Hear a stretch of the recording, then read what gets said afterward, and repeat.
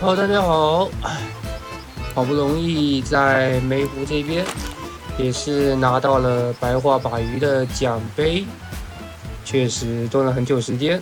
这一次的话，点位是有所改动，改到了55.63。那主要的话也是对着3.5米坑这个方向。那白话把鱼也算是梅湖的一个终极大 BOSS，确实是比较难以获取的一条稀有鱼，所以这也注意事项也是经过几天我在这边蹲心得出的一个结论。那这边的话，这次开口这个点位的鱼口并不是很稳定，经常是可能2、3个小时都没有一条鱼。所以建议，如果说需要蹲心的小伙伴，还是做好一个心理准备。那配置的话，其实也是相对比较常规。我这边的话是推荐使用飞德杆，那其他的杆子的话也是可以。那一般来说，飞德的次顶配的飞德杆一般是足够满足所有的要求。正常来说，搭配一个小金的一个轮子，大概6000线杯就可以完全搞定这条鱼。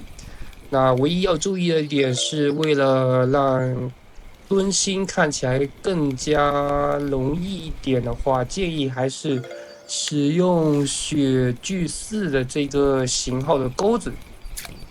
因为如果说使用 S1型号的其他类型的钩子的话，可能杂鱼会相对比较多一些。鱼饵的话，其实也都还好，都是使用土长，没有太多的变化。这里的话，棒子的话，PVA 的材料一般也是使用泥土寻的一个配方。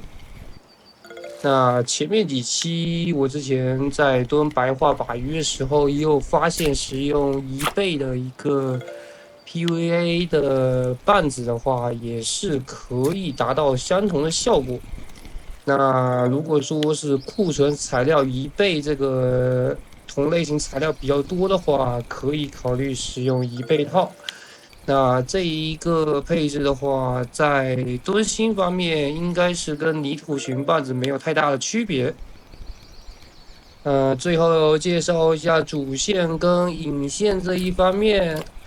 那主线的话，正常来说使用36公斤的一个彩虹编织线就完全足以满足要求。引线的话，其实选择比较多。那我是建议选择22.6公斤的红色编织线，因为我感觉如果使用更大一些的引线，如果使用27公斤以上，或者说是直接拉到顶，使用36.2公斤的引线的话，可能对于这一波开口期来说，它的整体的鱼口会相对比较差一些。因为本身白化把鱼的话，它上新的重量也只是在8公斤以上，所以22.6公斤的一个引线是完全可以满足拉起来的一个需求。也不会有就是比如草鱼或者说是大型鲤鱼进行走击，所以只要使用22.6公斤的一个引线就可以。这里也是遇到了本次视频最核心的一个片段。这里我也是比较意外，因为前面38条鱼我没有任何一条白化把鱼出现，所以这也是我第一条出现的白化把鱼。因此我也没有料到它直接就上了新。可以看出这条鱼的整体的颜色也好，还是形状也好，还是一条颜值非常高的一条白化鱼。